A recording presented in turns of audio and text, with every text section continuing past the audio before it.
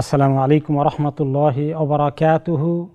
সম্মানিত ভাই এবং বোনেরা, আমরা সিরাতে পাকের আলোচনায় আমাদের পূর্ববর্তী পর্ব ছিল ৯০তম পর্ব। আমরা এখন ৯১তম পর্বতে চলে এসেছি আলহামদুলিল্লাহ। এবং আপনাদের মনে থাকার কথা, সর্বশেষ পর্বে ছিল তাইফের অভিযান, এবং সেখানে প্রথম দিকে ছোটোখাটো কয়েকটি খণ্ড যুদ্ধে মুসলমানদের মোটামুটি বিজয় হয়েছিল এবং অনেক গনিমতের মালও পেয়েছিলেন। কিন্তু চূড়ান্ত যুদ্ধ যেটা ছিল তাইফের, সেই যুদ্ধে শেষ পর্যন্ত জয় পরাজয় অনিশ্চিত হয়ে যায় এবং প্রচুর ক্ষয়ক্ষতির আশঙ্কা লক্ষ্য করে রাসূলুল্লাহ সাল্লাল্লাহু আলাইহি সাল্লাম যুদ্ধ আর না চালানোর সিদ্ধান্ত নিয়ে সাহাবীদেরকে নিয়ে মদিনার দিকে প্রস্থান করা শুরু করে দিলেন। ওনার আশা ছিল মনে মনে একদিন আল্লাহ তাআলা অবশ্যই তাইফবাসীকে দিনের দিকে নিয়ে আসবেন। এই জন্য তিনি যুদ্ধ কন্টিনিউ করে নিজের পক্ষের হতাহতের সংখ্যা বাড়াতে এবং শত্রুপক্ষেরও হতাহতের সংখ্যা বাড়াতে চাননি। ওনার মনে মনে আশা ছিল, আল্লাহ তাআলার কাছে তিনি দোয়া করছিলেন তাইফবাসীকে যেন আল্লাহ ইসলামের দিকে নিয়ে আসেন।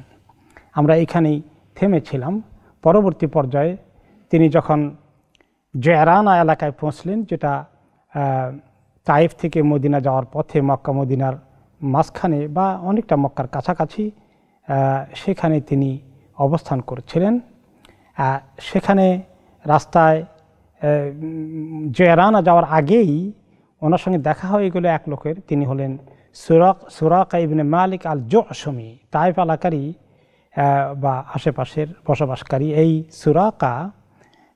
তিনি এসে গেলেন ওনার সামনে। কিভাবে আসলেন? ফাদাখালা ফি কাতিবাতি মিন খাইলিল আনসার, আনসারদের ঘোড়া নিয়ে যে বাহিনী নিয়ে যাচ্ছেন, ঘোড়ার মাঝখানে তিনি ঢুকে পড়লেন। হঠাৎ করে কোন দিক থেকে এসে এখানে ঢুকলেন। ফাজালু ইয়াকরাউনাহু বিরিমাহি, তারা বর্ষার গোড়া দিয়ে তাকে একটু আঘাত করছেন, এমনি করে গুঁতো দিচ্ছেন আর বলছেন, ইলাইকা ইলাইকা মাদা তুরিদ, কি ব্যাপার, তুমি থামো থামো, কোথায় যাচ্ছ তুমি, কি চাও?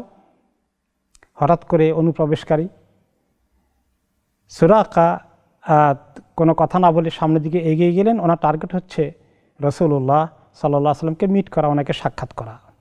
তিনি বললেন, সুরাকা পরবর্তী পর্যায়ে তিনি নিজেই বর্ণনা করেছেন যে ফাদানাউতু মিন রাসূলিল্লাহি সাল্লাল্লাহু আলাইহি ওয়াসাল্লাম ওয়া হুয়া আলা নাকাতিহি, আমি ওনাদের বাধার তোয়াক্কা না করে এগিয়ে গেলাম এবং রাসূলুল্লাহ সাল্লাল্লাহু আলাইহি ওয়াসাল্লামের উটের পাশে গিয়ে আমি দাঁড়িয়ে গেলাম। তখন তিনি উটের উপরে বসা আছেন। আল্লাহু লা কাআন্নী আনযুরু ইলা সাকিহি ফি গারজিহি কাআন্নাহা জিমারাতুন, ওনার উটের পিঠে বসার কারণে ওনার পায়ের কাপড় কিছুটা উঠে গিয়েছিল হাঁটুর উপরেও, এবং আমি দেখতে পেলাম যে ওনার পাগুলো এত উজ্জ্বল সুন্দর, যেভাবে খেজুর গাছের কাণ্ডটা কেটে ফেললে উপরের মাথার অংশে ভিতরে কাটলে খুব সাদা একদম উজ্জ্বল কালারের অংশটুকুন বেরিয়ে আসে, এরকম ওনার শরীরের ওনার পায়ের অংশগুলো আমার কাছে এত উজ্জ্বল মনে হচ্ছিল। তারপরে আমি ওনার সামনে গিয়ে কী করলাম, ফারাফাতু ইয়াদি বিল কিতাব, ওনার সামনে আমি একটা লিখিত একটা ফরমান ছিল, লিখিত একটা কাগজের টুকরা ছিল, ওইটা আমি ওনার কাছে উঠালাম, তুলে ধরলাম, সেখানে কিছু লেখা আছে। সুম্মা কুলতু ইয়া রাসূলুল্লাহ হাযা কিতাবুকা লি, হে আল্লাহর রাসূল, এটা হচ্ছে ওই চিঠি বা ওই ফরমান অথবা ওই স্টেটমেন্ট যেটা আপনি আমার জন্য লিখেছিলেন। আমি হচ্ছি সুরাকা ইবনে মালিক ইবনে জুশম, নিজের পরিচয় তুলে ধরলেন।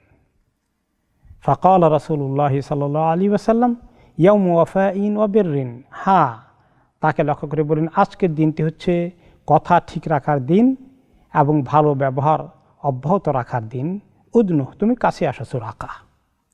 এখন সুরাকার ঘটনা কি আমরা কিন্তু পড়ে গিয়েছিলাম বা আমরা আলোচনা করেছিলাম, হিজরতের পথে সুরাকা ওনাকে আক্রমণ করতে এসেছিলেন এবং সে ঘটনা আপনারা শুনেছিলেন, হয়তো অনেকেরই মনে নেই। আবার আমরা একটু ব্রিফলি রিমাইন্ড করি, মনে করিয়ে দিই। সেটা হচ্ছে সুরাকা তার কবিলার মধ্যে বসা আছেন, তার লোকজনকে নিয়ে, তিনি একজন লিডার প্রকৃতির লোক, তার কবিলার গল্পগুজব করছেন। তার মধ্যে একজন লোক দৌড়ে আসলো, এসে বলল যে আমি একটু আগে ওদিক থেকে এসেছি মদিনার পথে, আমি দেখতে পেলাম কিছু লোককে দেখা যায় কয়েকজন লোককে দেখা যায় সাগরের তীর দিয়ে মদিনামুখী রওনা হচ্ছে, আমার মনে হয় সেটা মুহাম্মদ।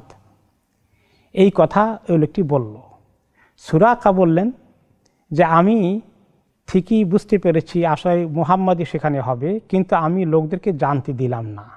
আমি বললাম না না না মুহাম্মদ না, আরে আমি তো একটু আগে দেখেছিলাম এই কয়েকজন লোক অমুক অমুক, তারা এখান দিয়ে হেঁটে ওদিকে যাচ্ছিলেন, ওরা হবে, মুহাম্মদ না। এই কথা বলে তাদেরকে আমি ডাইভার্ট করে দিলাম। কিন্তু আমি মনে মনে প্রস্তুতি নিলাম, কারণ আমি যদি এই সুযোগটা নিতে পারি আমি 100 উট পেয়ে যাব। এখন এখান থেকে কেউ যদি উঠে যায়, তারা আমার আগে গিয়ে 100 নিয়ে ফেলে, মুহাম্মদকে ধরে আনে মৃত অথবা জীবন্ত, তাহলে মক্কার কুরাইশদের কাছ থেকে 100 উটের এই পুরস্কার বকশিস পেয়ে যাবে। আমি চেয়েছিলাম সেটা আমি নিজে হস্তগত করতে, কাজেই তাদেরকে বললাম যে না না না মুহাম্মদ না, অমুক অমুক এখানে ছিল, ওই দুইজন ওইদিকে গিয়েছে, 2-3 জন ছিল, তারা গিয়েছে।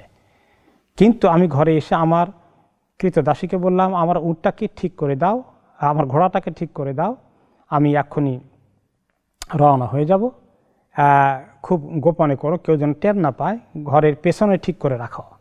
এরপরে ঘরের প্রধান দরজা দিয়ে বের না হয়ে ঘরের ছাদে ফুটো করে সেখান থেকে নামলেন, যাতে করে পেছন দিকে নামলেন, যাতে করে তার বাকি যাদেরকে থামিয়ে দিয়েছে অন্য লোকেরা টের না পায় যে সে ঘোড়া নিয়ে ছুটছে। তাহলে তারা বুঝবে ও তুমি আমাদেরকে ধোঁকা দিয়েছ, তুমি এই টার্গেট নিতে চাও। সেজন্য সে পালিয়ে চুপসে বা গোপনে ঘরের পেছন দিক থেকে উঠে ঘোড়ায় সওয়ার হয়ে রওনা করে দিলে দ্রুত বেগে যখন কাছাকাছি চলে আসলো, নবী করিম সাল্লাল্লাহু আলাইহি ওয়াসাল্লাম পিছনের দিকে তাকান না, সামনের দিকে আছেন, আর আবু বকর রাদিয়াল্লাহু আনহু বারে বারে পিছনের দিকে তাকাচ্ছেন, এবং তিনি দেখতে পেলেন যে কেউ একটা আসছে। নবী করিম সাল্লাল্লাহু আলাইহি ওয়াসাল্লামকে বললেন, তিনি বলেন যে আল্লাহকে তাওয়াক্কুল করে সামনের দিকে চলতে থাকো, কোনো চিন্তার কারণ নেই। তখন সুরাকা বলল যে আমি প্রায় কাছাকাছি চলে এসেছি। আমি যখন আমার তীরগুলোকে ঠিক করছি এবং আমি তীর ছুড়ব, এখন ছোড়ার জন্য যখন আমি রেডি হয়েছি, রেডি হওয়ার আগে আরবরা যেটা করত, তারা এক ধরনের ভাগ্য পরীক্ষা করত যে আমার এই কাজটা সাধিত হবে কি হবে না, না কি আমি ব্যর্থ হয়ে যাব, এরকম তারা ভাগ্য পরীক্ষা করতেন তারা, যে কিছু একটা করে জাহিলি তরিকায়। তো বললো যে ভাগ্য পরীক্ষা করলাম, দেখলাম যে নেগেটিভটা আসলো, যেটা আমি চাই না সেটা আসলো। আমি তো চাই আজকে আমি সাকসেসফুল হব, মুহাম্মদকে হত্যা করে তার মাথাটা নিয়ে যাব, আমি 100 উট পেয়ে যাব। তো হলো না। এরপরে শেষ পর্যন্ত তারপরে আমি এগিয়ে গেলাম, কিছুক্ষণ পরে গিয়ে দেখি যে আমার ঘোড়াটি কাছাকাছি দূরত্বে যাওয়ার পরে তার পাটা খুব ডেবে গেল, আর ঘোড়া এখন পা উঠাতে পারছে না, সামনের দুটো পা মাটিতে ডেবে গিয়েছে। আমি তাড়াতাড়ি করে নেমে অনেক চেষ্টা করে কায়দা করে তাকে উঠালাম পিটাপিটি করে। তারপরে একটু আগে গেলাম, আরেকটু গেলাম, যাওয়ার পরে আবার ঘোড়াটার একই অবস্থা। আমি দেখতে পাচ্ছি ঘোড়ার চোখের সামনে কেমন যেন আসমান থেকে কি একটা বাধার মতো দেখা যাচ্ছে, ধুলা বালি ধোঁয়ার মতো কিছু একটা সব ছেয়ে ফেলেছে। তা আমি চিন্তা করলাম যে সম্ভবত আমাকে বাধা দেওয়া হচ্ছে, সাম কাইন্ড অফ, আমি বোধহয় আর যেতে পারবো না। তবে আমি এখন এখান থেকে আমি অ্যাটাক করি। তখন আমি আবার তীর ছোড়ার জন্য যখন রেডি হচ্ছিলাম, তখন আমি আর দেখি যে এবারও আমি ব্যর্থ। এভাবে আমি দেখতে পাচ্ছি না, ধোঁয়ার মতো কিছু আমার সামনে ক্লিয়ার না। তা আমি বুঝতে পারলাম যে এই কাজ সাধিত হবে না, এবং এইখানে আমি যেভাবে মনে করেছিলাম ব্যাপারটা ওইরকম না, এখানে নিশ্চয়ই অন্য কিছু আছে যেটা আমাকে একটু আবিষ্কার করতে হবে। তখন সুরাকা আর একটু সামনের দিকে আগানোর চেষ্টা করলো, এবং এদিকে আবু বকর রাদিয়াল্লাহু আনহু বারে বারে পিছন দিকে তাকাচ্ছেন যে তারা অ্যাটাক করে কিনা রাসূলুল্লাহ সাল্লাল্লাহু আলাইহি ওয়াসাল্লামকে। তখন সুরাকা বললেন যে আমার আওয়াজ শুনতে পাই, এতটুকু কাছে এসে আমি চিৎকার করে বললাম, শোনো শোনো, আমি তোমাদেরকে আক্রমণ করব না, তোমাদের সঙ্গে দেখা করতে চাই, তোমরা ভয় পেও না, আমি তোমাদেরকে নিরাপত্তা দিলাম।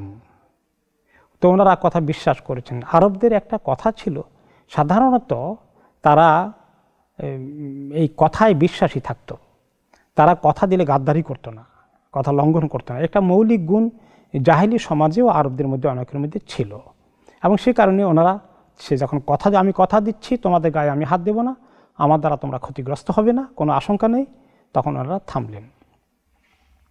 থামার পরে সুরাকা এসে যখন কাছে এসে দাঁড়ালেন, রাসূলুল্লাহ সাল্লাল্লাহু আলাইহি সাল্লামকে দেখলেন, আবু বকর রাদিয়াল্লাহু আনহুকে দেখলেন, দেখে তার ভিতরে একটা পজিটিভ ধারণা আসলো। তিনি বললেন যে আমি ক্ষতি করব না, বরঞ্চ তোমরা তো সফর করতে দূরে, অনেক দূরে যাবে, আমার সাথে কিছু খাবার আছে এগুলো দিয়ে দেই, একটু পানি আছে, অন্য খাবার আছে, নিয়ে নাও। তারা বললেন যে না এগুলো লাগবে না, আমাদের আছে। তো তবে একটা কথা, তুমি তো চলে যাবে, সে ইসলাম কবুল করছে না, সে ব্যাপারে তার সঙ্গে আলোচনা হচ্ছে না, কারণ সে এতটুকুন রেডি হয়নি। কিন্তু এই লোকগুলো ক্ষতিকর নয়, তাদের ক্ষতি করা যাবে না, এরা সামথিং স্পেশাল, এটা বুঝতে পেরেছে। তো সে বলল যে না আমি তোমাদের কোনো ক্ষতি করব না। তখন রাসূলুল্লাহ সাল্লাল্লাহু আলাইহি ওয়াসাল্লাম বললেন তুমি যদি চলে যাও, একটি কাজ, আমাদেরকে খাবার দিতে হবে না, শুধু একটা কাজ করো তুমি, যে তুমি আমাদের খবরটা গোপন রাখবে। আমরা যে এদিকে যাচ্ছি, সামনে কারোর সঙ্গে দেখা হয়ে গেলে কাউকে এটা বলো না। তখন সে বলল যে আমি এটা করব, আপনাদেরকে নিরাপত্তা যাতে বিঘ্নিত না হয়। তবে আমার একটা কথা আছে। কি কথা? যে আপনার যখন কোনো দিন শান কিছু হয়ে যায়, তার মানে সে বুঝতে পেরেছে এই নবীর বা এই ব্যক্তির আগামীতে বিশাল একটা কিছু ঘটবে তার পক্ষে, তাকে আল্লাহ তাআলা বোধহয় সাহায্য করবেন, কিছু একটা তিনি হয়ে যাবেন, এই আরব দেশ তার আন্ডারে চলে আসবে। তো আপনার যদি কোনো দিন বিজয় হয়, আপনার অবস্থা ভালো হয়, তখন আমি আসলে আমার সঙ্গে ভালো ব্যবহার করবেন এবং আমার ব্যাপারে কখনোই কোনো শাস্তিমূলক পদক্ষেপ নেবেন না, আমার ব্যাপারে একটি ফেভার করবেন, আমার পক্ষে যদি পারেন কিছু পজিটিভ থাকবেন। এই কথা আপনি লিখে দেন এই একটা কাগজের মধ্যে, বা ওই সময় লেখার যে ম্যাটেরিয়াল ছিল কিছু একটার মধ্যে লিখে দেন। তখন রাসূলুল্লাহ সাল্লাল্লাহু আলাইহি ওয়াসাল্লামের সঙ্গে যে সাহাবী ছিলেন আরেকজন, তাকে দিয়ে তিনি লিখিয়ে দিয়েছেন যে হ্যাঁ তোমার সঙ্গে যদি আমাদের কোনো দিন সাক্ষাৎ হয়, আমাদের অবস্থা যদি ভালো হয়, আমরা কখনো তোমার বিরুদ্ধে অ্যাকশন নেব না, পারলে তোমার উপকার করব। এই কথাটা লিখে দেন আমাকে। সে কথাটা লিখে সে সাথে নিয়ে এসেছে, এবং তায়েফের যুদ্ধের পরে নবী করিম সাল্লাল্লাহু আলাইহি ওয়াসাল্লাম যখন জয়রানা অভিমুখে সেখান থেকে মদিনার দিকে যাবেন, এদিকে আসলেন, তখন সুরাকা ওনার সঙ্গে দেখা করলেন। এই সুরাকা আসলো এখন তায়েফের পরে, এসে বলল যে ইয়া রাসূলুল্লাহ হাযা কিতাবুকা লি, এই যে আমাকে লিখে দিয়েছিলেন, এই যে লিখিত ফরমানটা এখানে আছে, আনা সুরাকা ইবনে মালিক ইবনে জোশম, আমি হচ্ছি সুরাকা ইবনে মালিক ইবনে জোশম। নবী করিম সাল্লাল্লাহু আলাইহি ওয়াসাল্লাম ঠিকই চিনতে পেরেছেন। তিনি বললেন ইয়াউমু ওয়াফাইন ওয়া বিররিন, হ্যাঁ আজকে আমার কথা ঠিক রাখার দিন, অবশ্যই আমি কথা ঠিক রাখি, কথা ঠিক রাখবো, তুমি সেটাই পাবে। আর তোমার প্রতি আমরা কল্যাণমূলক আচরণ করব, ভালো আচরণ করব, সৌজন্যমূলক আচরণ করব, কোনো ক্ষতি করব না, নিশ্চিত তোমার নিরাপত্তা আছে। উদনু, তুমি আরও কাছে আসো। সুরাকা কাছে আসলেন, এসে সুরাকা এবার রেডি হয়ে গেছেন। ফাসলামতু, আমি ইসলাম কবুল করে ফেললাম। অতঃপর আমি তো মাইন্ডে করে এসেছি আজকে ইসলাম কবুল করব, এবং আমার মাইন্ডে কিছু প্রশ্ন ছিল, ওনাকে জিজ্ঞেস করব ইসলাম সম্পর্কে। তাযাক্কারতু শাইআন আসআলু রাসূলুল্লাহ সাল্লাল্লাহু আলাইহি ওয়াসাল্লাম আনহু ফামা আযকুরু, আমি কি যেন মনে করে নিয়ে আসছিলাম, এখন মনেই আসছে না, ভুলে গেলাম। একটা আমার ক্রিটিক্যাল কোয়েশ্চন ছিল, সেটা ভুলে গেলাম এখন। ইল্লা আন্নী কুলতু, তবে তাৎক্ষণিকভাবে যেটা মনে আসছিল সেটা জিজ্ঞেস করলাম। বললাম ইয়া রাসূলুল্লাহ আদ-দাল্লাতু মিনাল ইবিলি তাগশা হিয়াদি ওয়া কাদ মালাতুহা লিইবলি, আমি যখন আমার উটকে পানি খাওয়ানোর জন্য কষ্ট করে কুয়ার থেকে পানি উঠাই, উটের কিন্তু অনেক পানি খাওয়া লাগে, আর আরব দেশে সব জায়গায় পানি পাওয়া যায় না। উট থেকে বড় পাত্রে পানি উঠে জমা করেন তাদের উটকে খাওয়ানোর জন্য। উট তো 6 মাসও পানি নিয়ে খেয়ে থাকতে পারে বলে শুনেছি, তার মানে দীর্ঘ সময় মরুভূমিতে পাড়ি দিতে পারে, তারা অনেকগুলো পানি খায়। বলে যে আমি এত কষ্ট করে আমার উটের জন্য যখন পানি উঠাই, তখন দেখি যে কিছু হারানো উট বা অন্য যাদের কোনো মালিক নেই, এরা দৌড়ে আসে পানি খেতে।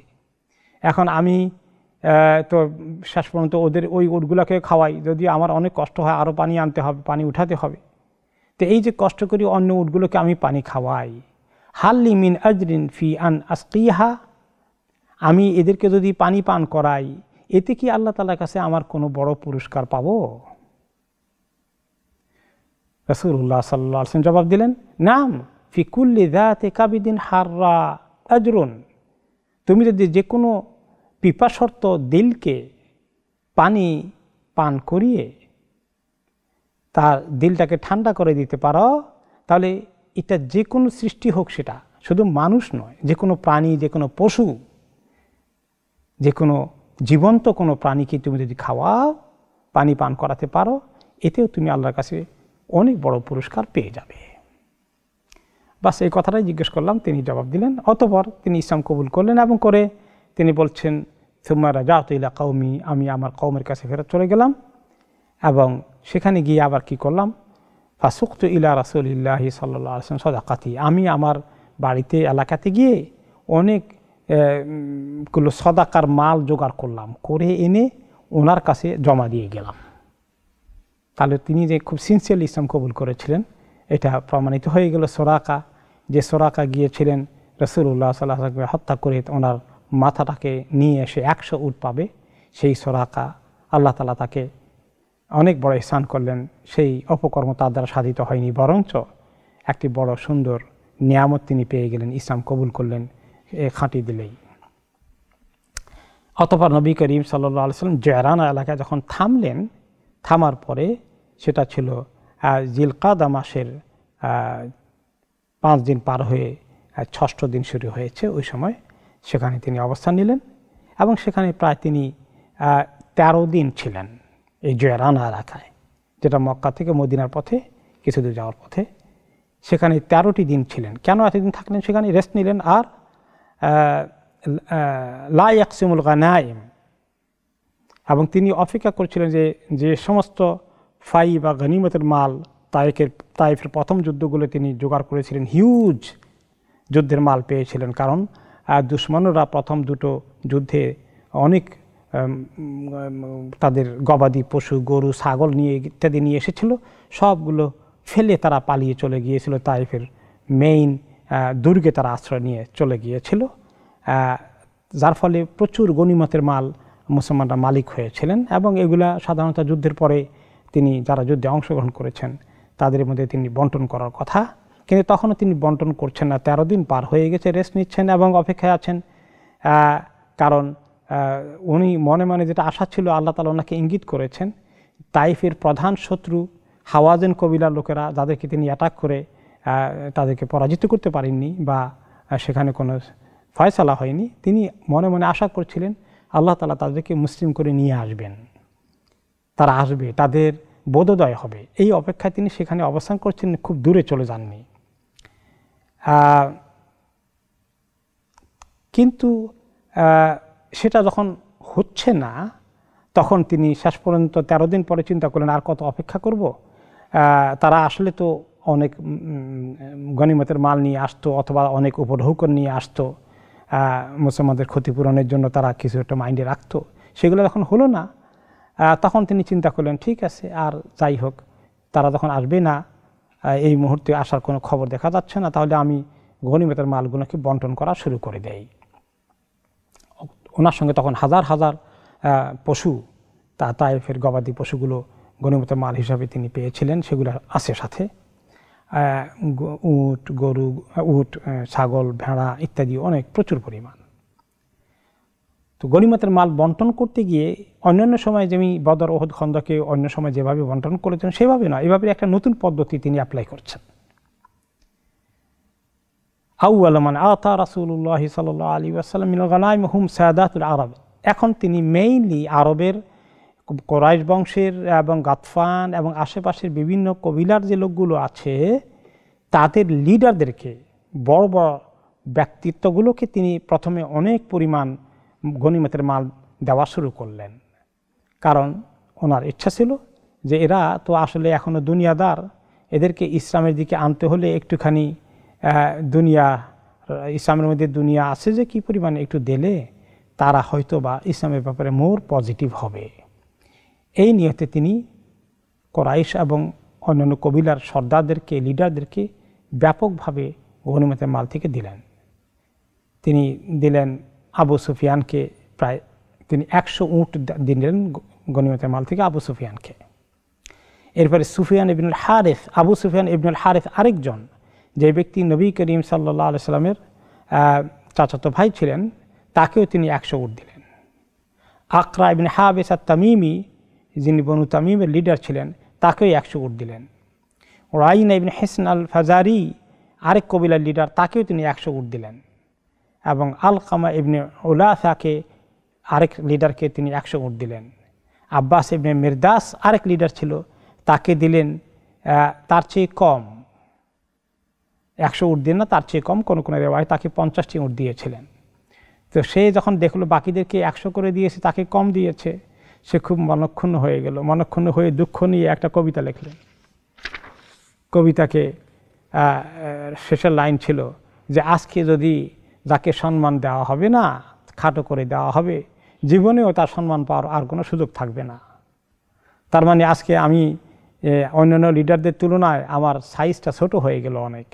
এটা সবাই বলা বলি করবে যে আমি ভিআইপি লেভেলে যেতে পারলাম না। আর তার দুঃখ তিনি কবিতার মাধ্যমে প্রকাশ করলেন। যদিও তিনি রাসূলুল্লাহ সাল্লাল্লাহু আলাইহি সাল্লামকে অ্যাটাক করে কিছু বলেননি, কিন্তু এরা সবাই ছিলেন অমুসলিম, এরা এখনও ইসলাম কবুল করেননি। আপনাদের নিশ্চয়ই মনে আছে যে তায়েফের যুদ্ধে অনেক অমুসলিম সঙ্গ দিয়েছিলেন এবং কিছু মুসলিম সঙ্গ দিয়েছিলেন। না, সবাই অমুসলিম না, অনেক আবু সুফিয়ান ইসলাম কবুল করেছিলেন, এরকম বাকি মেজরিটি ইসলাম কবুল করেছিল ঠিকই, কিন্তু তারা তখন ইসলামকে বুঝেনি। ফাতে মক্কার পরে ইয়াদখুলুনা ফি দীনিল্লাহি আফওয়াজা, যদি কেউ কেউ অমুসলিম ছিল, কিন্তু এরা অনেকেই মুসলিম হয়েছিল, ইসলামকে না বুঝে ইসলামের বিজয় দেখে তারা সামিল হয়েছিল। যার ফলে তাদের দিলটাকে ইসলামের দিকে আরও ভালো করে পাওয়ার জন্য এবং তাদের এই লিডারগুলোকে ইসলামের পক্ষে কনফার্ম করার জন্য, নিশ্চিত করার জন্য, উৎসাহিত করতে তিনি তাদেরকে এই প্রচুর পরিমাণে গনিমতের মাল দিয়েছিলেন। পরে নবী করিম সাল্লাল্লাহু আলাইহি সাল্লাম আব্বাস ইবনে মিরদাস এই লোকটাকে যখন কম দিয়েছিলেন, সে দুঃখ করে তার মনের দুঃখ প্রকাশ করেছিল কবিতায়। পরে তিনি তাকে ডেকে এনে ওই পুরো 100 করে দিলেন। সে খুশি হয়ে চলে গেল। এরপরে আরেকজন ছিলেন মক্কার, তিনি ছিলেন হাকিম ইবনে হিজাম, তাকে তিনি 100 উট দিলেন। তিনিও মক্কার একজন নাম করা। 100 উট পাওয়ার পরে তিনি আবদার করলেন, ইয়া রাসূলুল্লাহ আমাকে আরও একটু দেন। তিনি আরও 100 দিলেন। এরপর আবার দাবি করলেন, তারপর আরও 100 দিলেন। এই 300 পেয়ে গেল এই লোকটা। তখন 300 পাওয়ার পরে তিনি দেওয়ার পরে এই লোকটাকে হাকিম ইবনে হিজাম, তিনি ইসলাম কবুল করেছেন ঠিকই, কিন্তু ইসলাম এত মজবুত হয়নি মুসলিম ফাতে মক্কার পরে। তাকে লক্ষ্য করে তিনি বললেন, ইয়া হাকিম ইন্না হাযাল মালা খাদিরুন হলো, শোনো হাকিম, এই সম্পদ দেখতে খুব আকর্ষণীয় লাগে, খুব সবুজ শ্যামল এবং খুব মজা মিষ্টি।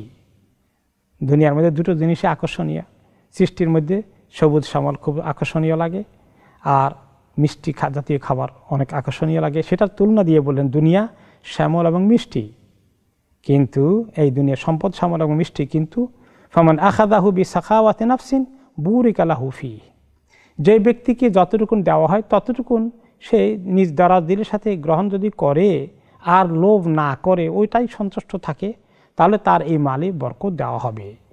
ওমান আখাযাহু বিইসরাফি নাফসিন লাম ইবারাক লাহু ফীহি, আর যে ব্যক্তি মালের ব্যাপারে প্রচণ্ড লোভী হয়ে আরও পেতে চায়, আরও পেতে চায়, এরকম করে জোগাড় করে, তার মালের মধ্যে আল্লাহ তাআলা বরকত দেবেন না।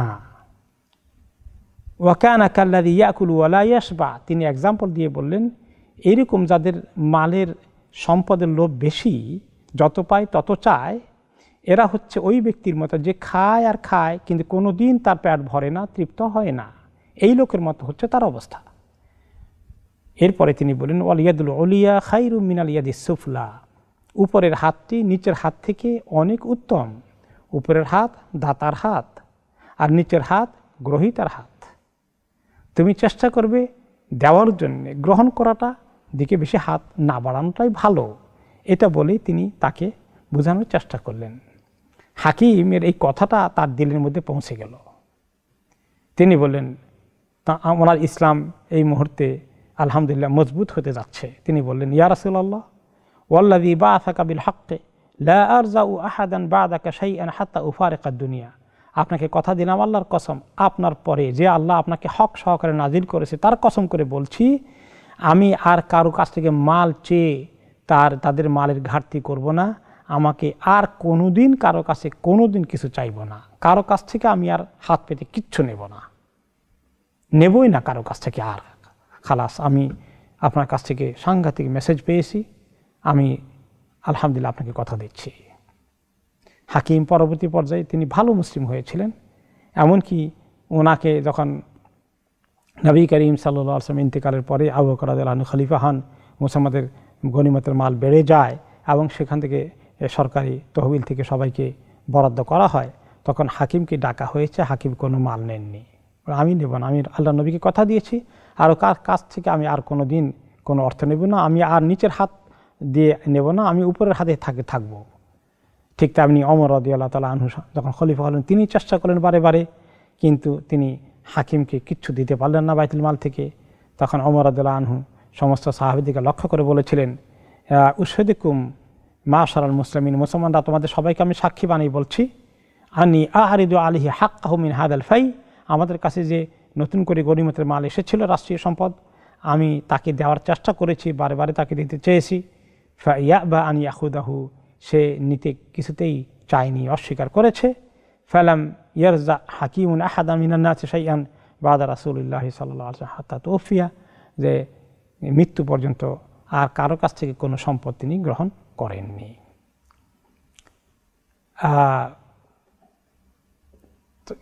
হাফেজ ইবনে হাজার আল আসকালানী রাহমাতুল্লাহ আলাইহি ফাতুল বারির মধ্যে যখন এই হাদিসটি আলোচনা করেছেন, তিনি বলেছেন যে হাকিম ইবনে হিজাম সবার কাছ থেকে মুসলিম খলিফার পক্ষ থেকে যে মাল বন্টন করা হচ্ছিল ওনার অংশ ছিল, ওটা তো কোনো আপত্তির কারণ ছিল না, ওটা তো ওনার জন্য বৈধ, সবাই পাচ্ছে ধনী গরিব, তো সেটাও তিনি কেন নিলেন না? তো ওনারা ব্যাখ্যা করে বলেছেন ফায়াতাদুল আখদ, যে তিনি যদি একবার মাল নেওয়া শুরু করে দেন তাহলে ওনার এটা ইউজ টু হয়ে যাবে, অভ্যাস হয়ে যাবে, মালের মহব্বত ওনাকে হাত পাততে এগিয়ে নিয়ে আসবে। এখান থেকে তিনি রাসূলুল্লাহ সাল্লাল্লাহু আলাইহি ওয়াসাল্লামের সঙ্গে যে কথাটা শুনেছেন সে আমলের উপর টিকে থাকতে চান বিধায় তিনি আর কখনো নিতেই চাননি, এমনকি সেটা বৈধভাবে ওনার পাওনা হলেও বাইতুল মাল থেকে।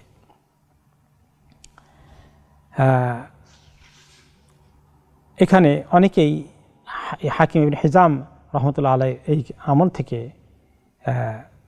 যে শিক্ষা নিয়েছেন সেটা হচ্ছে যে মানুষ আসলে মাল যারা লোভী হয় পৃথিবীতে, তাদের লোভ বোঝানোর জন্য রাসূলুল্লাহ সাল্লাল্লাহু আলাইহি ওয়াসাল্লাম সুন্দর এক্সাম্পল দিয়েছিলেন। মানুষ যখন কেউ যদি এমন খায় আর খায় কিন্তু আর পেট ভরে না, এরকম একটা এক্সাম্পল দিয়ে বোঝালেন যারা সম্পদের লোভী তাদের সম্পদের লোভ কোনো দিন মিটে না। সেজন্য আসলে লোভ একটা খারাপ জিনিস, অনেক খারাপ জিনিস। বাংলায় আমরা শুনেছি প্রবাদ বাক্য, লোভে পাপ, পাপে মৃত্যু। এবং আপনারা জানেন এই বর্তমান সময়েও সমাজের মধ্যে যে সমস্ত বড় ধরনের দুর্নীতি এবং বড় ধরনের সন্ত্রাসী কর্মকাণ্ড ঘটছে, লুটতরাজ চলছে, যাদের কোটি কোটি টাকা আছে তারাও সারাদিন চিন্তা করে, তাদের হাতে কলম আছে, তাদের হাতে সুযোগ আছে, কিভাবে তারা জাতীয় সম্পদ, রাষ্ট্রীয় সম্পদ, জনগণের সম্পদ, আরেকজনের সম্পদ, পাশের বাড়ির জায়গাটা কিভাবে দখল করবে এই চিন্তায় থাকে। এরা যে কি পরিমাণ খারাপ কাজ করে আমরা প্রতিদিন দেখতে পাচ্ছি, আমাদের আশেপাশে রয়েছে। যে লোভ কত খারাপ জিনিস হতে পারে। রাসূলুল্লাহ সাল্লাল্লাহু আলাইহি ওয়াসাল্লাম যখনই কোনো কথা বলতেন, এবং আমরা হাদিসে যেটা পাচ্ছি এটা কিন্তু এক ব্যক্তির মধ্যে সীমাবদ্ধ থাকতে না, তিনি উম্মতকে তারবিয়া দেওয়ার জন্য, উম্মতকে শেখানোর জন্য এই সুন্দর একটি কথা হাকিম ইবনে হিজামের মাধ্যমে বলেছেন, যেটা সাহাবায়ে কেরামের মধ্যে তারা সিরিয়াসলি নিয়েছিলেন। আজকেও যদি আমরা আমাদের নিজেদের বিবেকের কাছে প্রশ্ন করি যে লোভ লালসা অনেক সময় সম্পদের প্রতি মোহ মায়া, বেশি টাকা হলে আমারও ভালো লাগবে, আপনারও ভালো লাগবে বৈধ পন্থায় হলে, কিন্তু এইটা বৈধ পন্থা থেকে খুব তাড়াতাড়ি অবৈধ পন্থা দিকে নিয়ে যায়। এই জন্য অনেক ভালো মানুষকে দেখা যায় ব্যবসা বাণিজ্যে নেমেছে, কিন্তু পার্টনারের সঙ্গে এখন সততার পরিচয় দিতে পারেনি, এবং অনেক পরীক্ষিত মানুষ ফেল করেছে। সুবহানাল্লাহ। কাজে হাকিম ইবনে হিজাম রাদিয়াল্লাহু আনহু যে শক্ত অবস্থানে ছিলেন, কেন ছিলেন আমরা বুঝি যে তিনি ঠিকই বুঝতে পেরেছিলেন এবং তিনি রাইট কাজ করেছিলেন।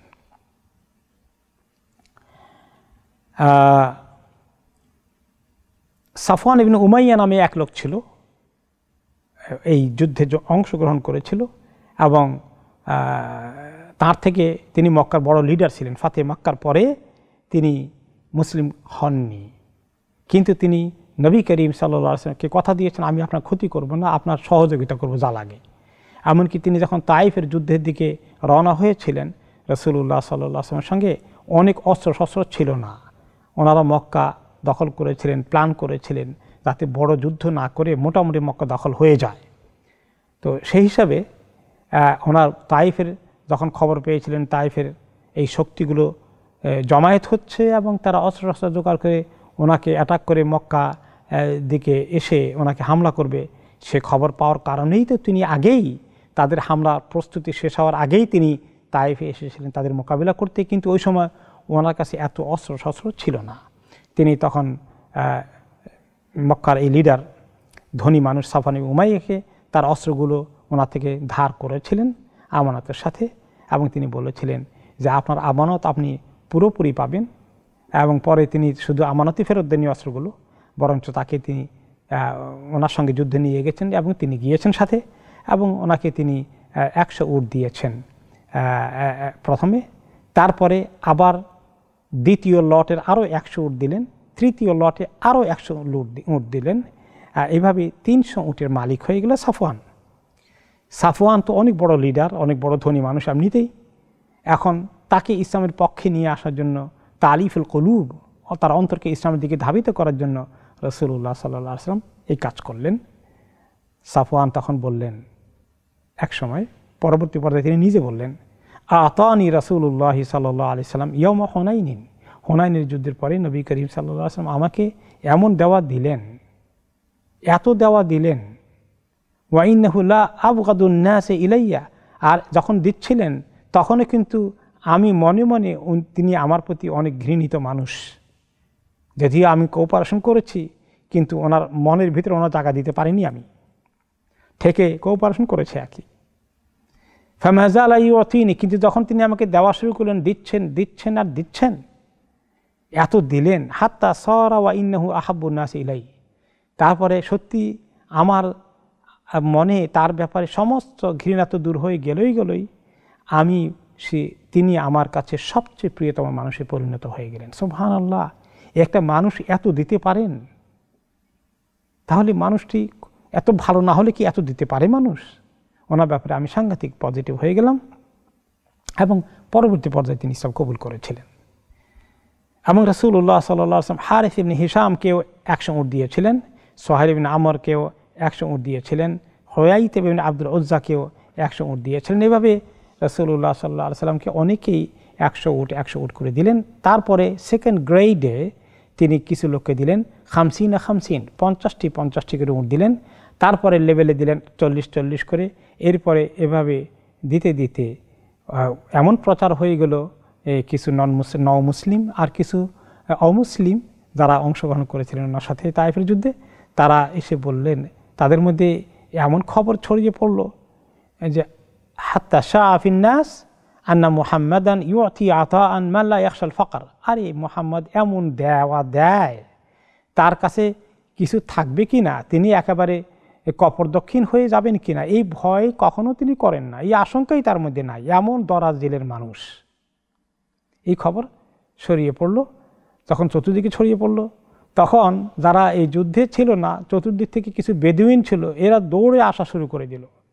ফাজদাহামাত আলাইহিল আরাবু ইয়াতলুবুনাল মালা, বিভিন্ন জায়গা থেকে বেদুইনরা ছুটলো এবার ওনার কাছে, যে ওনার কাছে চাইলেই পাওয়া যায়, আর এমন দরাজ দিলের সাথে দেন। দিতে দিতে সব শেষ হয়ে যাচ্ছে, এবং তারা ওনার পিছন ছাড়ছে না, নতুন করে আরেক গ্রুপ আসছে, এসে ওনাকে একটি সামুরা গাছের কাছে দিয়ে একেবারে ওনাকে কোণঠাসা করে ফেললো। তিনি সেখানে গিয়ে একটু আশ্রয় নিলেন তাদের কাছ থেকে। ফাখাতিফাত রিদাউহু সাল্লাল্লাহু আলাইহি ওয়াসাল্লাম, আর ওই গাছের কাঁটা, উনি যখন দৌড়ে গাছের কাছে গিয়ে আশ্রয় নিচ্ছিলেন, গাছের কাঁটা ওনার চাদরটাকে টেনে নিল, তারা মানে গায়ে থেকে চাদর খুলে গেল। ওনার গায়ে অনেক সময় জামা থাকতো না, এই চাদর ছিল আরবদের অনেকেরই উপরের ড্রেস, কোনো সময় জামা পরতেন, কোনো সময় চাদর পরতেন, চাদরটা গাছের মধ্যে আটকে গেল কাঁটার মধ্যে। আর তখন ওরা ওনাকে ঘিরে ধরছে, তখন তিনি বললেন, আতুনি হৃদয়, আহারে আমার চাদরটা গায়ে দিতে দাও। সুবহানাল্লাহ, চাদরটা গায়ে দেই, তোমরা আমাকে কি শুরু করেছো। ফালাউ কানা আদাদু হাদিল ইদাতি নাআমান লাকাসামতুহু বাইনাকুম। শোনো, এই তাইফের এই ময়দানে যে কাঁটার গাছগুলো আছে ঘাসের মতো, এইগুলোর পরিমাণ যদি আমার কাছে গনিমতের মাল থাকে, আরও উট থাকে, আরও পশু থাকে, আমি তোমাদেরকে দেব, সব দিয়ে দেব, সব দেব, তোমরা যত চাইবে তত পাবে, থাকলে আমি মানা করব না। সুম্মা লা তাজিদুনানি বাখিলান ওয়ালা কাযিবান ওয়ালা জাবানান। শোনো, তোমরা কোনোদিন পাবে না আমার চরিত্রে, আমার ব্যক্তিত্বে যে আমি বখিল, দিতে চাই না, কম কম করে দেই, অথবা আমি কোনোদিন মিথ্যা বলি, অথবা আমি কখনো জাবান, আমি কখনো কাপুরুষ হয়েছি। এই জিনিসগুলো আমার চরিত্রে পাবে না। তোমরা যতক্ষণ আসে ততক্ষণ নাও, আর শেষ হয়ে গেলে তোমরা আমাকে আর কষ্ট দিও না। এভাবে তিনি ওনাদেরকে একটু মেসেজ দিলেন। এই হাদিসের ব্যাখ্যায় ইবনে হাজার আসকালানী রাহমাতুল্লাহ আলাইহি বলেন, এই যে হাদিসের মধ্যে অনেকগুলো শিক্ষা আমাদের জন্য আছে। একটা হচ্ছে কতগুলো অভ্যাস মানুষের জীবনে ব্যক্তিত্বের মধ্যে ক্ষতি করাচ্ছে, অপছন্দনীয়, এগুলো যেন কারো ভিতরে না থাকে। ভালো মানুষ হতে হলে এগুলো বর্জন করা উচিত। এক নম্বরে হচ্ছে বখিলি। বখিলকে কেউ পছন্দ করে না, কৃপণকে আসলে লোকেরা মনে মনে অনেক ঘৃণা করে কিন্তু। আর দুই নম্বর কাযিব, মিথ্যাবাদীকেও কেউ কখনো আস্থা বিশ্বাস করে না। এখন তার কথা কোনটা বিশ্বাস করবে, সব কথাই মানুষ অবিশ্বাস করা শুরু করে। আর যৌবন যে ব্যক্তি ভীরু কাপুরুষ, তাকেও কেউ পছন্দ করে না। বিশেষ করে যারা লিডারশিপ পর্যায়ে থাকবে, যারা নেতৃত্ব দেবে, নেতাদের কিছু অবশ্যই গুণ থাকা দরকার, যেগুলোর কারণে মানুষ তাদের পাশে তাদেরকে ঘিরে ধরবে। এখন কোনো কোনো সময় যদি নেতা হয় অনেক একে সংকীর্ণ মনা, অনেক কৃপণ, বখিল এবং মিথ্যা কথা বলে ফেলে এবং ভীরু কাপুরুষ হয়ে যায়, সাহসের কমতি থাকে, এরা ভালো লিডার কখনো হতে পারে না। এরা লিডার হলে উম্মতের দুর্গতি ছাড়া কোনো সুগতির কোনো কথা কারণ হতে পারে না। এরপরে নবী করিম সাল্লাল্লাহু আলাইহি ওয়াসাল্লামের চারিত্রিক বৈশিষ্ট্যগুলো ফুটে উঠেছে, যে তিনি কিভাবে বরদাস্ত করেছেন বেদুইনদের তাড়া খেয়েও। তাদেরকে তিনি সাহাবাদেরকে বলেন, এগুলোকে ভাগাও, পিটিয়ে এখান থেকে বের করে দাও। নাউজুবিল্লাহ, আমাদের জমানায় হলে বোধহয় আমরা তাই করতাম কিনা। রাসূলুল্লাহ সাল্লাল্লাহু আলাইহি ওয়াসাল্লামের কত ধৈর্য, কি পরিমাণ ছিল, এবং কি পরিমাণ দারাজ দিলেন, এবং একটা বড় প্রশস্ত হৃদয়ের অধিকারী তিনি ছিলেন দান খয়রাতের ক্ষেত্রে। আর বিশেষ করে বেদুইনরা যখন দুর্ব্যবহার করতো, সেগুলোর মোকাবিলায় তিনি কীভাবে ধৈর্যের পরিচয় দিয়েছেন। আর এখানে যে তিনি বললেন যে দেখো, তোমরা কখনো পাবে না আমি বখিল, আমি মিথ্যাবাদী, অথবা আমি ভীরু কাপুরুষ। তো এখানে আবার নিজের কিছু অহংকার বোঝালো কিনা, কেউ কেউ এখানে নেগেটিভ কথা প্রশ্ন আসে কিনা মনের মধ্যে। তিনি এখানে বললেন যে না, এটা জায়েজ আছে কোনো কোনো ক্ষেত্রে, প্রয়োজন বোধে যদি কোনো কনটেক্সট, কোনো একটি বিশেষ প্রেক্ষাপট থাকে যেখানে কোনো কিছু ক্লিয়ারিফাই করতে হয়, সেখানে নিজের পরিচয় দিতে গিয়ে সত্য কথা যদি বলতে হয়, গর্ব অহংকার না করে মানুষকে ক্লিয়ার ইনফরমেশন দেওয়ার জন্য, এটা হতে পারে। এটার মধ্যে একটু বললেই গর্ব অহংকার হয়ে গেছে, এটা মনে করার কোনো কারণ নেই। তবে আমরা যখন বলবো, কোনো কিছু ব্যাখ্যা করব, তখন যেন আমাদের মধ্যে এগুলো গর্ব অহংকারের ভাবটা না আসে।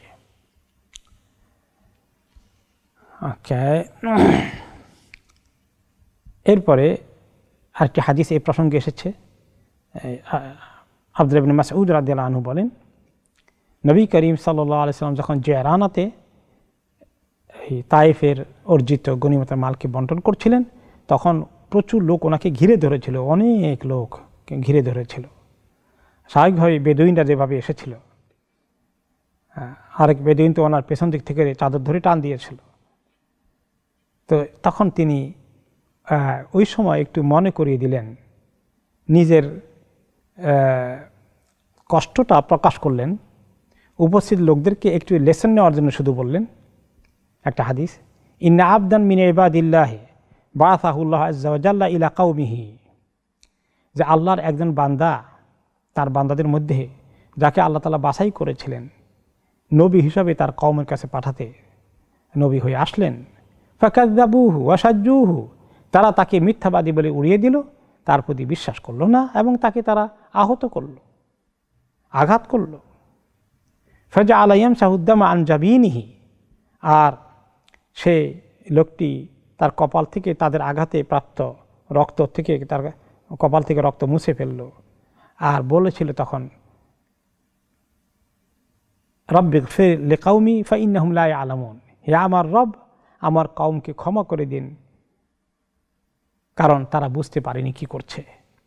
ইবনে মাসউদ রাদিয়াল্লাহু আনহু বলেন, তিনি হাদিসে ওই সময় যখন বলছিলেন এবং ওনার হাতটা কপালের মধ্যে এভাবে দিয়ে মুছছিলেন, আমি এখন মনে দেখতে পাচ্ছি কিভাবে উনি কপালে হাত দিয়ে এভাবে মুছে ফেলে সেই ব্যক্তির কথা বলেছিলেন। এই ব্যক্তিকে কোনো নবীর ঘটনা হতে পারে, আর কেউ কেউ ব্যাখ্যা করেছেন আসলে তিনি ওনার কথাই বলেছেন, কারণ উনি তো একদিন তাইফে এসেছিলেন তাদেরকে দিনে দাওয়াত দিতে। তাইফবাসী ওনাকে প্রস্ত্র নিক্ষেপ করে রক্তাক্ত করে ফেলেছিল। জিবরিল আলাইহিস সালাম পাহাড়ের ফেরেশতাগুলোকে নিয়ে এসেছিলেন, উনি চাইলে এই তাইফবাসীকে ধ্বংস করে দেওয়া হবে, কিন্তু রাসূলুল্লাহ সাল্লাল্লাহু আলাইহি ওয়াসাল্লাম সেটা করতে দেননি, বরঞ্চ বলেছেন যে আল্লাহ আমার কওমকে আপনি হেদায়েত দেন। তারা বুঝতে পারেনি তারা কিভাবে আল্লাহ নবীকে আহত করলো, রক্তাক্ত করে ফেলে দিল। তার তিনি বোঝাতে চাচ্ছেন যে আল্লাহ তাআলা তো আমাকে এই পর্যায়ে এনেছিলেন তাইফে, কিন্তু সেই তাইফের লোকেরা তো এখন অনেকেই ইসলামের দিকে চলে আসে, অনেকটাই বিজয় হয়েছে, বাকিটা বাকি আছে একটু। তো তিনি আল্লাহ তাআলার কাছে নিজেকে পেশ করছেন যে আলহামদুলিল্লাহ, তিনি চাইলে আজকে প্রতিশোধ নিতে পারতেন, তিনি নিচ্ছেন না, বরঞ্চ আল্লাহ তাআলা ওনাকে বিজয় দান করছেন বা অনেকটা বিজয় অর্জিত হয়েছে, বাকিটা হবে ইনশাআল্লাহ। এই জন্য এখানেও অনেক সময় ইসলামের কাজ করতে গেলে দুশ্মনী যেভাবে আসে, সকল দুশ্মনীর প্রতিশোধ নেওয়ার জন্য অস্থির না থেকে কিভাবে মানুষকে আল্লাহর দ্বীনের দিকে আনা যায়, এই চিন্তাটা মাথার মধ্যে থাকা দরকার। কোনো কোনো সময় গায়ের উপর আঘাত আসলে সেটা নবী করিম সাল্লাল্লাহু আলাইহি ওয়াসাল্লাম মোকাবিলা করেছেন ঠিকই, কিন্তু ওভারঅল এগুলোর উপরে সবার ঊর্ধ্বে, সকল কিছুর ঊর্ধ্বে তিনি চিন্তা করতেন মানুষগুলো ভুল বুঝে তারা দ্বীনে আসে কিনা, তাদেরকে খতম করে দেওয়াটাই ওনার মাকসুদ ছিল না। একজন বেদুইন আসলেন ওখানে থাকা অবস্থায়, কিছু চাই বসলো, তখন সে চাইলো অনেক কিছু। তখন নবী করিম সাল্লাল্লাহু আলাইহি ওয়াসাল্লাম, ওই বেদুইনটাও একটু লিডার প্রকৃতি ছিল আসলে তার কওমের, তিনি তাকে বললেন যে দেখো এই যে দুইটা পাহাড় আছে, এই দুইটা পাহাড়ের মাঝখানে অনেকগুলো ছাগল আছে, সবগুলো তোমার, সব নিয়ে চলে যাও। ব্যাপক সংখ্যক বিশাল ছাগলের পাল নিয়ে সে তার খুশি হয়ে তার কওমের কাছে চলে গেল এবং এখানে সঙ্গে সঙ্গে সে নিজে ইসলাম কবুল করে ফেললো এবং খুশি হয়ে ছাগলের পাল নিয়ে নিজের কওমের কাছে চলে গেল, তার বেদুইন কবিলার মধ্যে গিয়ে বলল, আই কাউম আসলিমু, শোনো লোকেরা, ইসলাম কবুল করো, জলদি ইসলাম কবুল করো। ফাওয়াল্লাহি ইন্না মুহাম্মাদান লা ইউতি আতাআন মান লা ইয়াখাফুল ফাকর, মুহাম্মদ যে নবী এই ইসলাম নিয়ে এসেছেন, তিনি এমন দেওয়া দেন যে তিনি একটু আশঙ্কা করেন না যে তার সব কিছু শেষ হয়ে যাবে কিনা, নিঃশেষ হয়ে যাবে কিনা, তিনি নিজেই দারিদ্রতায় পড়ে যাবেন কিনা, এই চিন্তা তিনি করেন না। এমন দরাজ দিলেন, নবী ইসলাম নিয়ে এসেছে, তোমরা সবাই ইসলাম কবুল করো। তো এই যে তিনি দিলেন, দিয়ে ইসলাম কবুল করালেন এবং তার মাধ্যমে গোটা তার কওমকে তিনি ইসলামের দিকে নিয়ে আসলেন, এটাই ছিল নবী করিম সাল্লাল্লাহু আলাইহি ওয়াসাল্লামের স্ট্র্যাটেজি। এই প্রসঙ্গে আনাস রাদিয়াল্লাহু আনহু বলেন, ইনকান রাজুলুন লা ইয়াসলিমু মা ইউরিদু ইল্লা দুনিয়া ফামা ইসলিমু হাত্তা ইয়াকুনাল ইসলামু আহাব্বা ইলাইহি মিনাদ দুনিয়া ওয়া মা আলাইহা, যে এগুলো শুধু দুনিয়া নিয়েই, তারা দুনিয়া পেয়েই খুশি হয়ে গেছে তাই শুধু নয়, তারা প্রথম দিকে এই গনিমতের মাল পেয়েছে ইসলাম কবুল করে, এইটা তারা যেভাবে গ্রহণ করেছে খুশি হয়েছে, কিন্তু এই লোকগুলোর অনেককেই দেখা গিয়েছে পরবর্তী পর্যায়ে তারা ইসলামকে সত্যি ভালো করে গ্রহণ করেছে এবং তাদের ভিতরে ইসলাম এমনভাবে ঢুকেছে যে গনিমতের মাল পেয়ে তারা খুব খুশি হয়েছিল, তার চেয়ে বড় জিনিস পেয়েছে ইসলাম। এইটা তাদেরকে আল্লাহ তাআলা বোঝার তৌফিক দিয়ে ফেলেছেন। এদের অনেকেই পরবর্তী পর্যায়ে ভালো মুসলিম হিসাবে ভূমিকা রেখেছে, দায়ী আল্লাহ হয়ে গিয়েছে, গোটা কবিলাকে ইসলামের দিকে নিয়ে এসেছে।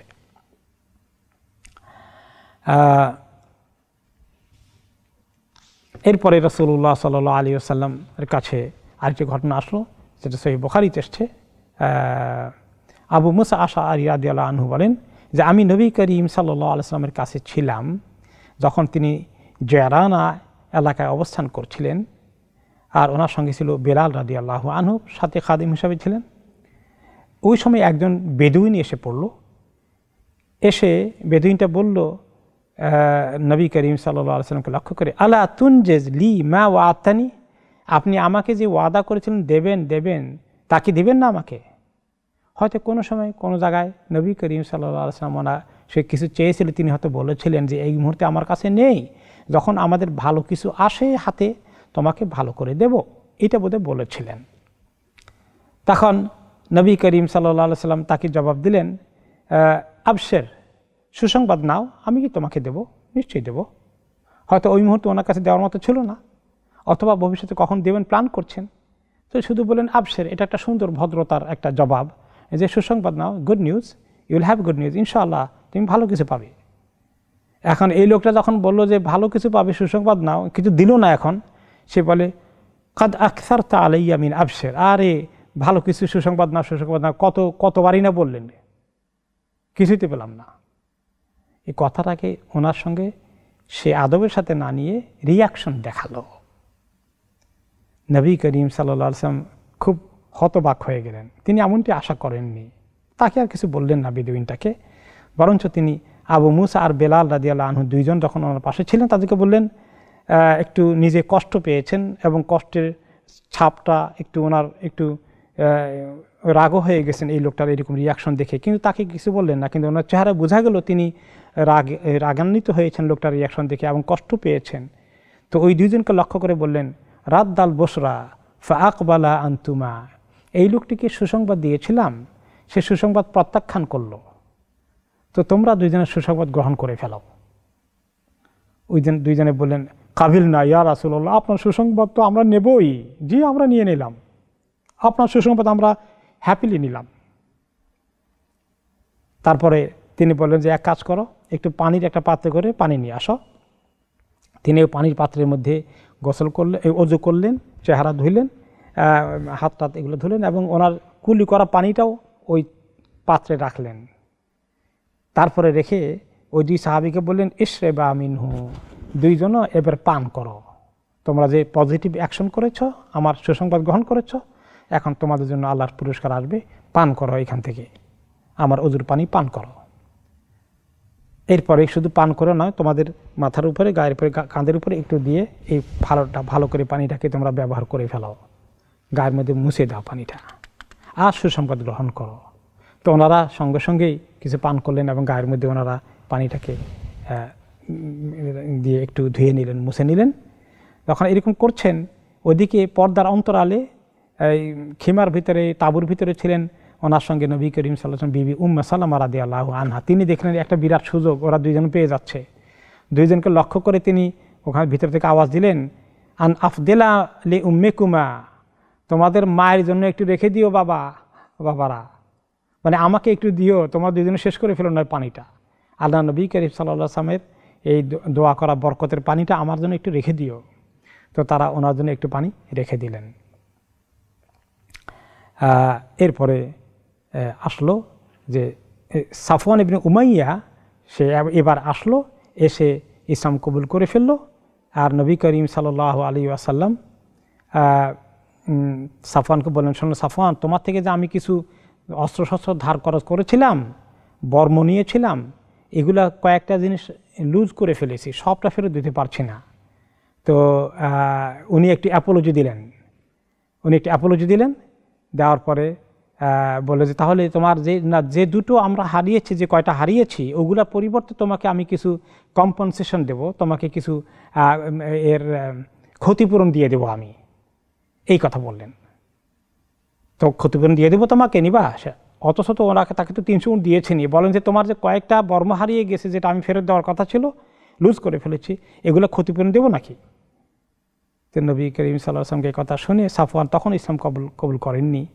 বললেন, লা ইয়া রাসূলুল্লাহ লিআন্না ফি কলবিল ইয়াওমা মা লাম ইয়াকুন ইয়াওমা ইদিন, না আল্লাহর রাসূল, আপনি এগুলো কিচ্ছু দিতে হবে না, আর দিতে হবে না, আমার দিলের ভিতরে এখন অন্য কিছু আছে, আগেরটা নাই আর। তার মানে তিনি তখন রেডি হয়ে আসছেন ইসলাম কবুল করে ফেলবেন, আর তিনি ইসলাম কবুল করে ফেললেন। আমরা আজকে আমাদের সময় পার হয়ে গেল, আমরা এখানেই সমাপ্তির দিকে যাচ্ছি। এখনও তিনি আছেন জয়রান এলাকায়। আরও দু একটা কিছু ঘটনা ঘটবে, যেটা আমরা পরবর্তী পর্বে শুনতে পারবো ইনশাআল্লাহ।